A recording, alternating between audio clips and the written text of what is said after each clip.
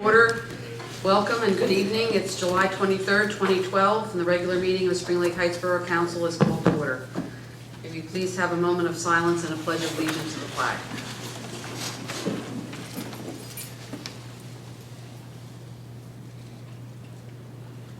I pledge allegiance to the flag of the United States of America and to the republic for which it stands, one nation, under God, indivisible, with liberty and justice for all.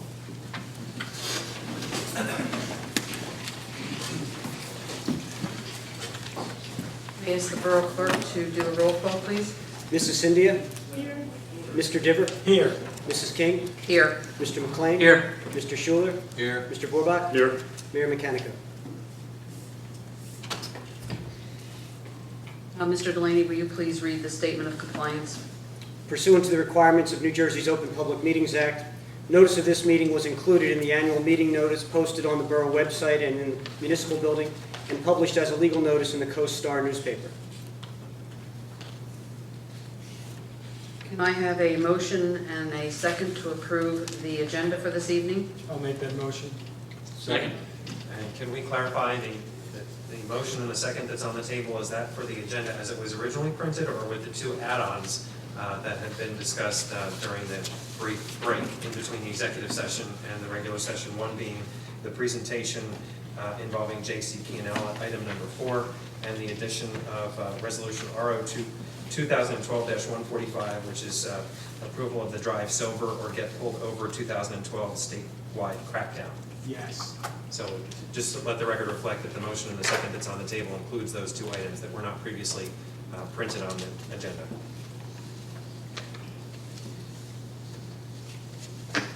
And is there a motion? Was there a... We already did that. Okay. Mrs. Cynthia? Yes. Mr. Diver? Yes. Mrs. King? Yes. Mr. McLean? Yes. Mr. Schuler? Yes. Mr. Borbach? Yes.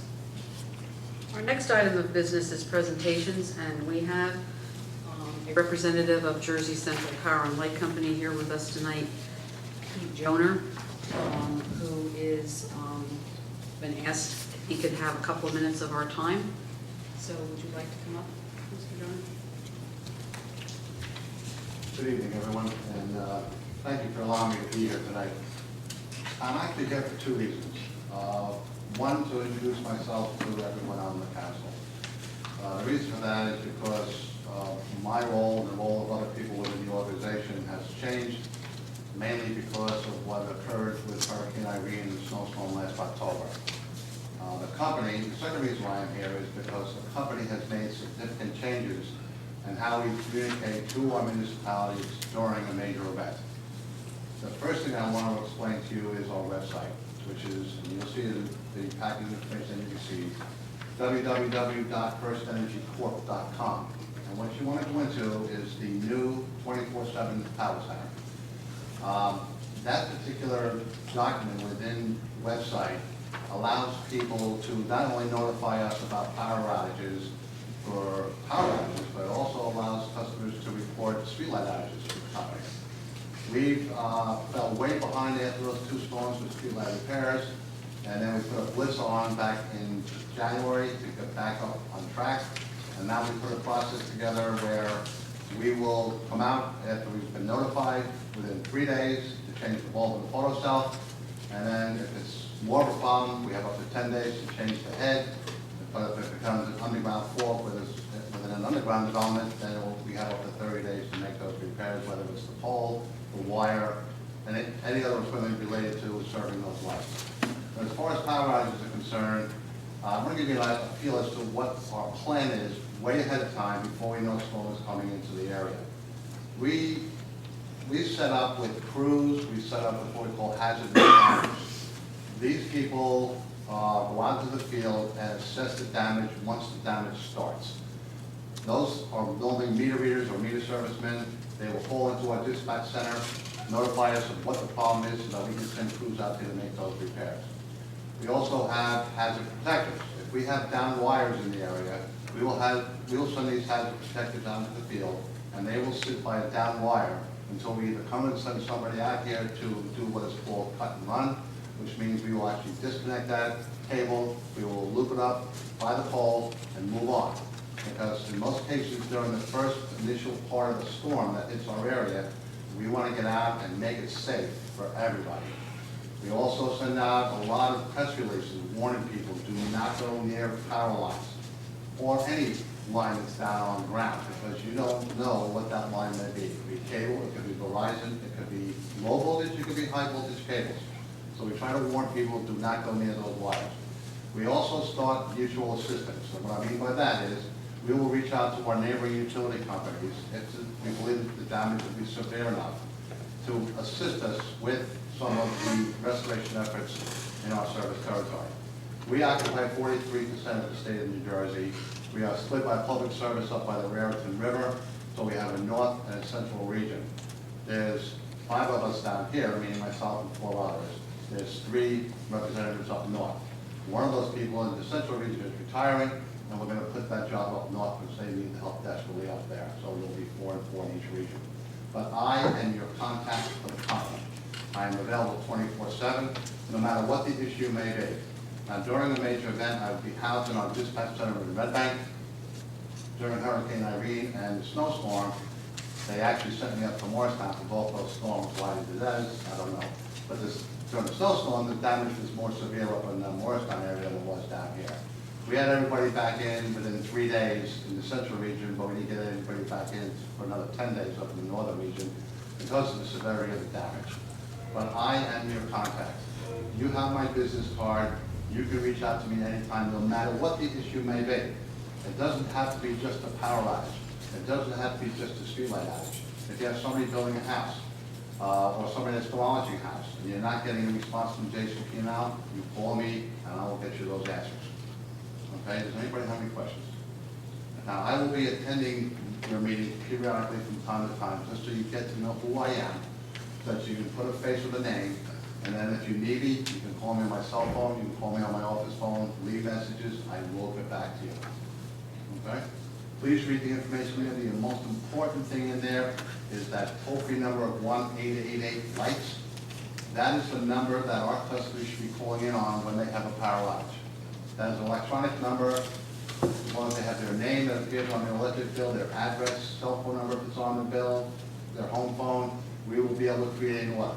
The more people that call us about an outage, the more we know how many people are affected.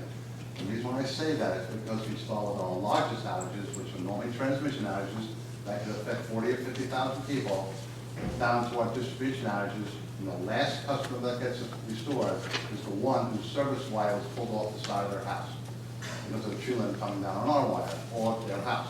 And the reason why I say that is because once that wire comes off the side of their house and they get it reinstalled by an electrician, it has to be re-inspected. And we cannot reconnect that service until we get what is called a cutting card from the electrical inspection or the electrician.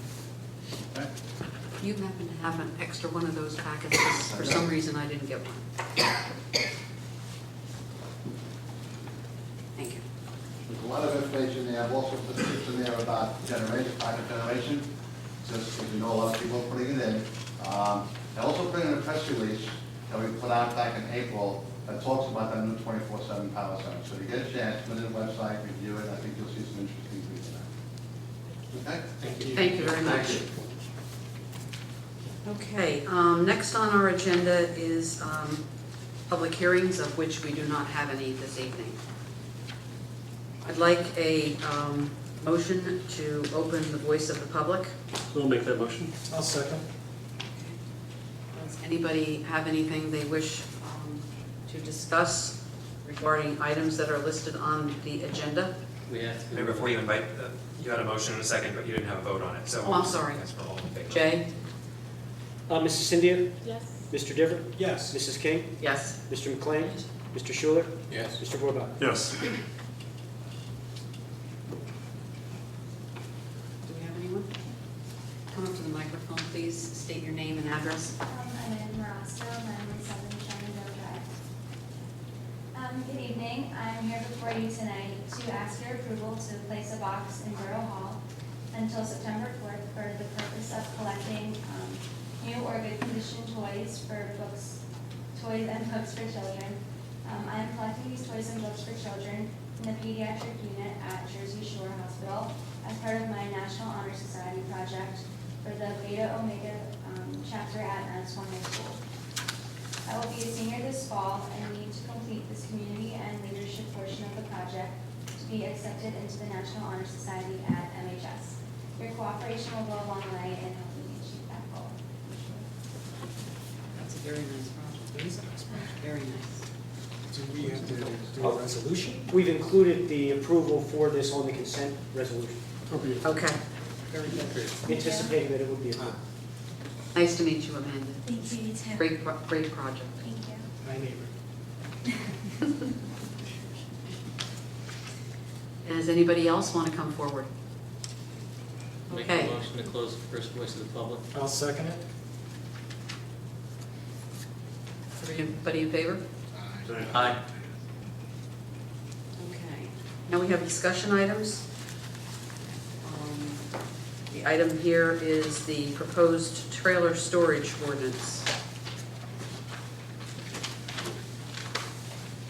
Does anybody have any comments?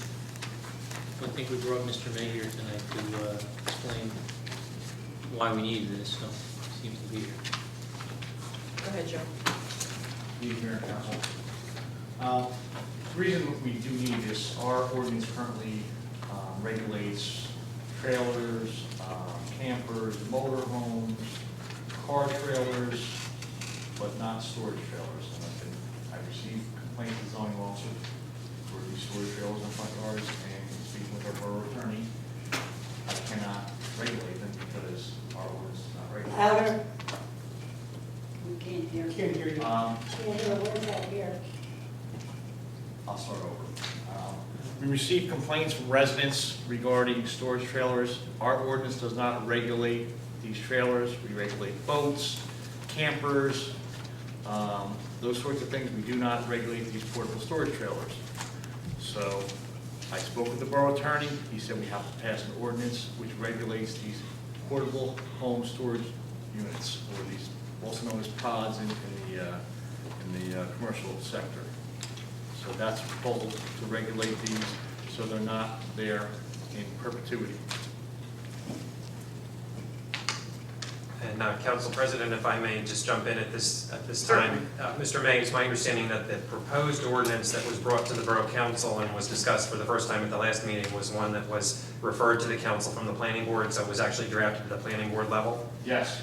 And there was some discussion by council at the last meeting about the fees that had been included, and there was a disagreement, or maybe not everybody on the same page about that, so now it'll be council's ability to talk about that and decide what you may wish to do with the fees and the length of time associated with having these pods on people's properties.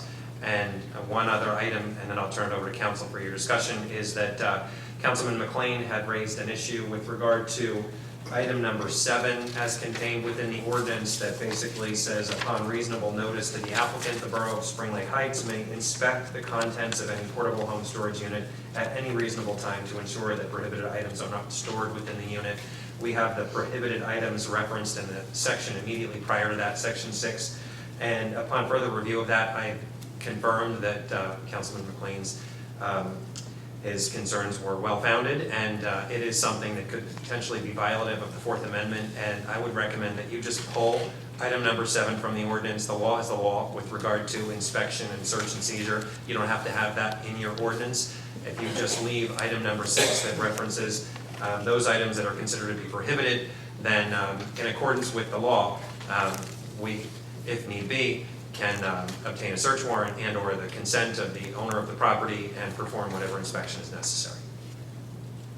So with that, I'll turn it over to council for your review.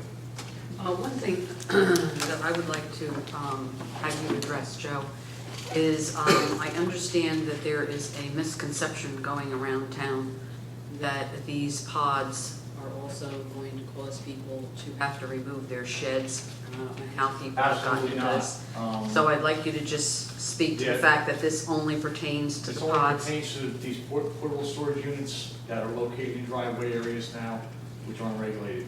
The sheds are pre-existing conditions in most homes, Not the shed police, I don't go out to look at sheds unless a neighbor complains that somebody put a shed up that's new and violates our ordinance. Other than that, it's a pre-existing, in most cases, non-conforming shed that has been there for 10 or 15 or 30 or 50 years. I don't go out and look at sheds unless I get a complaint or a reason to go look at one. I think part of the discussion was over the amount of time that you could have them. I know some were interested in 4 months. I know Patty, I think at one point referenced 6 months as a max because of construction issues. I would like to see a delineation between construction and, say, someone moving in or moving out. Okay. If you're moving in or moving out, you don't need one for more than 30 days. Typically, that would be, the situation. I think you should have a, one set permit.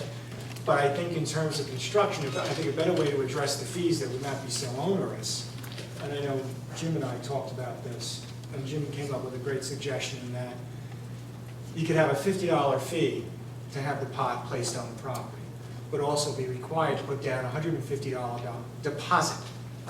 When the pod is removed, you would get the CO for your construction, you'd be eligible for a CO, and you would get the $150 back, so it would just cost $50.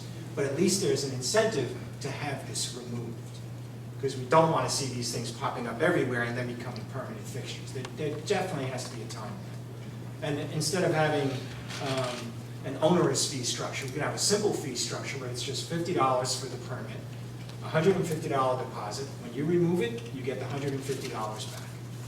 Well, we could also, if I may, add, Sure. you just won't get your CO if you don't remove it.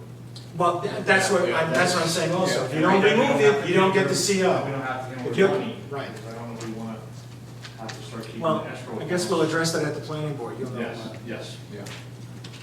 And just so you understand, fees aren't what I'm concerned about. I'm concerned about being able to regulate it because I get complaints from residents regarding, Joe, this has been there forever, what can we do about it? I know you can't have a boat in town, why can they have this? Right. So, and then unfortunately my hands are tied and that's why we're here. Thank you, John. There's another question. Oh, Tom, I'm sorry. How often do you get these complaints? Not very often, but I've received a few, So how many is that? Just about 3. Three? Yeah. Were they related to construction, or they were just, No, these Things that are relate just sitting there. to an individual that appears to be storing material there and due to certain circumstances still requires it according to what I've been told. The same Yeah, 'cause what- person? It's the same person? The 3 complaints? are the same? No, this, the most recent one that has required, the other people I've talked to, they've heard of them. This person, they says she needs it, there's nothing I can do about it. I'm not here to persecute her, I understand, at the same time, we need to be fair, because people can't have a boat, they say, well, I can't have a boat, why should she have that? And I understand that argument, But you did receive complaints from the Yes. neighbors in Yes. regards to this particular Yes. location in town? But Yeah, well, like- it's more than one person. Just aside, I get people call me very often saying, I want to buy a house in Spring Lake, but I heard I can't keep a boat there. I'm like, no, you can't. And, that's a big thing for folks near the ocean. So, if we regulate, we should be consistent. That's, I think, the whole purpose of this is really. I'm not opposed Regulate to, dumpsters. I'm not opposed to it, but as I said last council meeting, if someone's doing a construction that's tied to the building permit or the CO or whatever, sometimes construction can last 6 months, sometimes it can last 9 months. But like, I think the nice solution is that you have hold the CO out as the, Yeah. That's the carrot. Yep. You won't get your CO until you finish up with it. And for the folks who don't have a building permit, 30-day limit to me, seems adequate to move in or to move out. Yeah, I agree. And then we shouldn't be looking for money for this, a small fee or whatever if you want. Right, small thing. Anybody else have any questions? I think we have a better consensus. Yes. But the way this is, we're not voting on this tonight. No. This doesn't seem like. This has to go back to the It's planning. got to go back to the Yeah, planning all board. right, They'll make a final.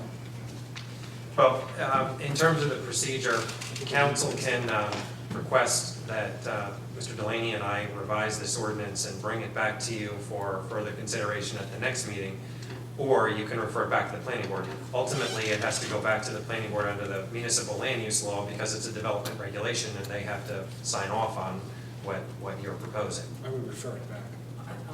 If you want to refer it back to them now. I would like to see us look for something and then get it to. Well, So, I mean, you Because could we already have have a us consensus. revise this ordinance in accordance with your discussion this evening, and then consider it for introduction at the next council meeting, and then send it to the planning board for their review in between first reading and second reading.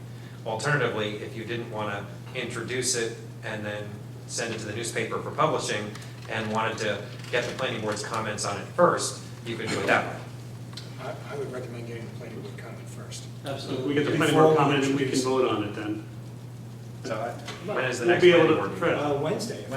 Wednesday evening, so we can, Right.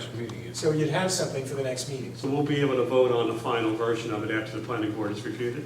I would think so, because our next meeting isn't until, August August 23rd, 23rd, I think. Yeah, August 23rd, so it's plenty of time. we should have enough time to be able to have the council ready to introduce this then at the next meeting. So your action then this evening coming out of this discussion will be to refer it to the planning board right away for their With review our and comments, and then we'll recommendations. get it back from them. Okay, good. Well, also, Rich is our representative on the planning board as well, so, We'll meet Wednesday. right, and he can Joe's certainly, gonna be there as well. and Joe is there, so they can certainly Address the issues. address the issues as well. Definitely there has to be a separation between construction, moving, et cetera. Yeah. Okay, so Jay, do we take a vote on that to move it back to the planning board, or? If you, probably best to have a motion to refer to the planning board. I'll make that motion. Want to do a roll call, Jay, please? Mrs. India? Mr. Diver? Yes. Mrs. King? Yes. Mr. McLean? Yes. Mr. Schuler? Yes. Mr. Borbach? Yes. Thank you, Mayor. Okay, now it's time for the council reports. Mr. McLean? I don't have any. Mr. Borbeck? Nothing to report. Ms. India? Mr. Schuler? Mr. Diver? Nothing to report? The only thing that I have is from the police department. We have put an ad in the paper for school crossing guards. We are in need of, I believe, 2 positions. One may be on a part-time fill-in basis, but the chief just asked me to mention that we are advertising for that. And other than that, I don't have anything either. And Mrs. King, just if I may, just to report to the council, you may be aware that last week, the playground at the community center sustained damage as a result of an automobile accident. Within 24 hours, the playground was reopened in a modified fashion. The damaged portion of the playground top lot was removed. We have received an estimate, and we're working with the insurance company to try to get that replaced and repaired in a timely fashion. But I did want to report that the playground area has been reopened and made safe. Let's trouble this. Was that a drunk driving case? I don't believe it's been determined, the actual cause, still under investigation. Why are we repairing, my understanding was we were trying to replace that fence. Well, there was a very small portion of fence that was damaged, and a portion of the tot lot was really limited to the slide area. We're proceeding with the repair of the slide, and I understand that there are some ongoing discussions about the replacement of the fence in that area. So that will be deferred until final determination is made. We should offset our cost by, if they just give us a settlement for the damage and then offset the cost to replace it rather than repair it. If I do this myself. Not a bad idea.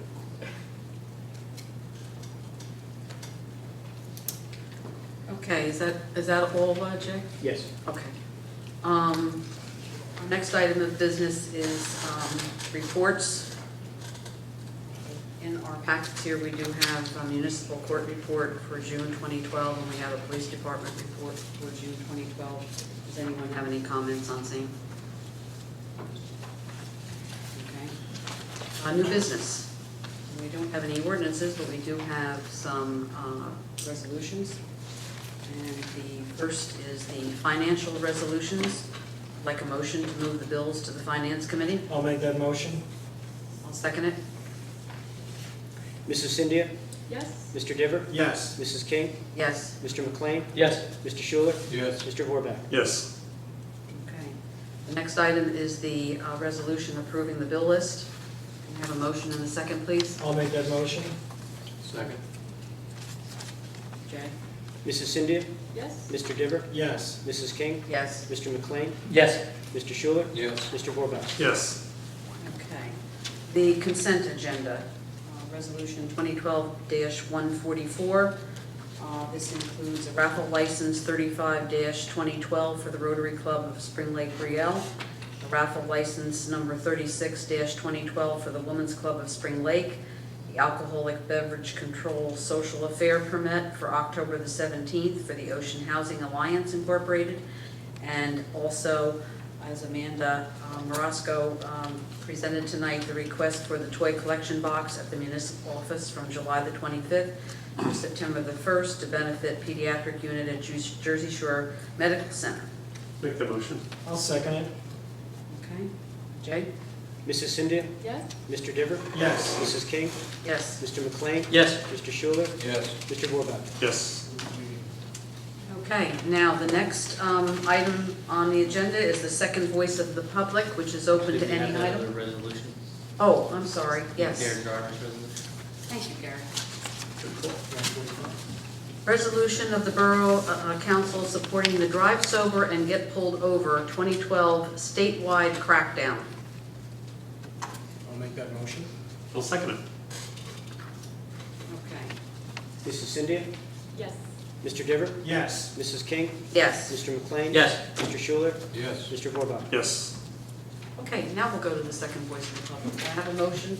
I'll make the Second motion. to open the voice of the public. I'll second it. Everybody in favor? Aye. Aye. Anyone have any item? Please state your name and address. John Benjamin, 564 Atlantic Avenue. Concerning the temporary storage pods, they sent that to the planning board.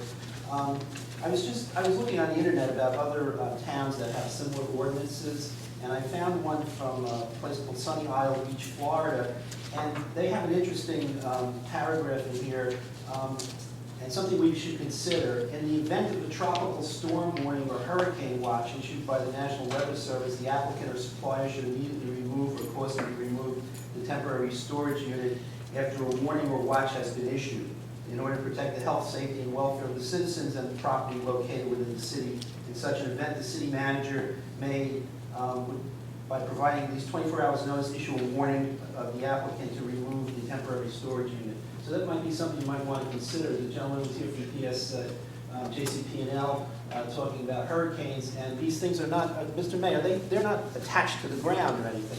So if they were empty or had very little weight in them, they could be flung around during the storm. So you might want to consider that as whoever goes to Mr. Diver, you'll be at the planning board. So if you want to get that, thank you. Thank you. Thank you, John.